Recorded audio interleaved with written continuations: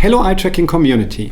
My name is Michael, and in this video we will talk about gaze statistics. Gaze statistics is most times a difficult topic because it means a lot of work. With Blickshift Analytics, gaze statistics is very easy. On the screen we can see an eye tracking experiment where the participants had to read some information from a bar chart. To better understand now the eye movements, we defined several areas of interest. So for example, an area of interest here for the x-axis, for the bar peak, and for the y-axis.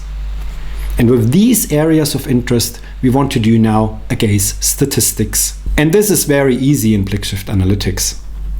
I use the gaze statistics node, and this gaze statistics node offers me now a very large collection of different eye tracking metrics. We've gone through the state-of-the-art papers in eye tracking research, and based on our research, we created this comprehensive list of metrics for you. So on the most left side, we can see the area of interest identifier. So we defined 7 areas of interest for the bar peak, for the center, for not available, so when the eye tracker couldn't record the eye movements correctly, none, so areas where no area of interest has been defined, and the x and the y-axis. And then here on the x-axis we have all the different metrics. So for example, the total gaze duration, in this case in milliseconds. We have the normalized gaze duration, so the portion of the gaze duration over all areas of interest. Then the standard metrics, average gaze duration, maximum, minimum gaze duration, the gaze count, and of course the time to first fixation. If you want to learn more about, for example, time to first fixation, please have a look at this video.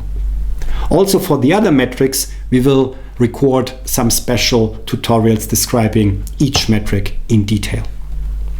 We have AOI transition rate, gaze by, fixation count, saccade count, so some properties of the scan path itself, gaze point validity, we have the average fixation duration. I'm scrolling here, so there are a lot of eye tracking metrics here ready for you. So you don't have to write any scripts by yourself, you just have to use this component. The average saccade duration, average saccade length. We have the fixation rate, the fixation saccade time ratio, so different ratios ready calculated for you. And the scan path length, scan path duration, scan path area, and we don't have data about this here in this data set, but if you have some information about the pupil dilation also in your data, we could, or you could calculate here the mean pupil dilation.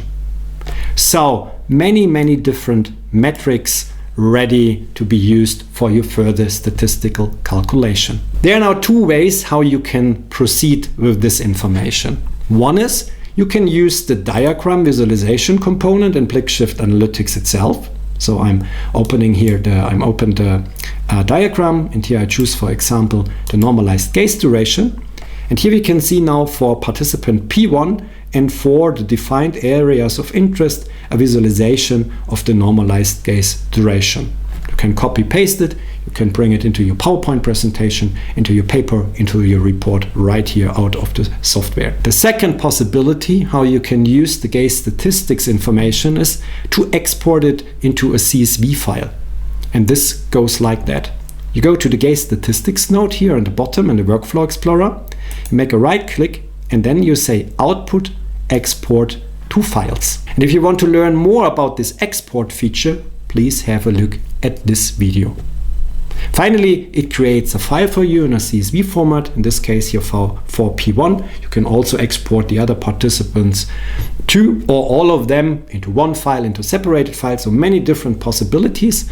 But the important thing is you define your areas of interest in Blickshift Analytics, you let Blickshift Analytics calculate all the eye tracking metrics for you, and then you export them for a further statistical analysis. Thank you very much for watching this video. If you like this video, please press the like button, subscribe to our channel, and activate the bell so that you'll never miss a new video on this channel. And I'm looking forward to see you in the next video.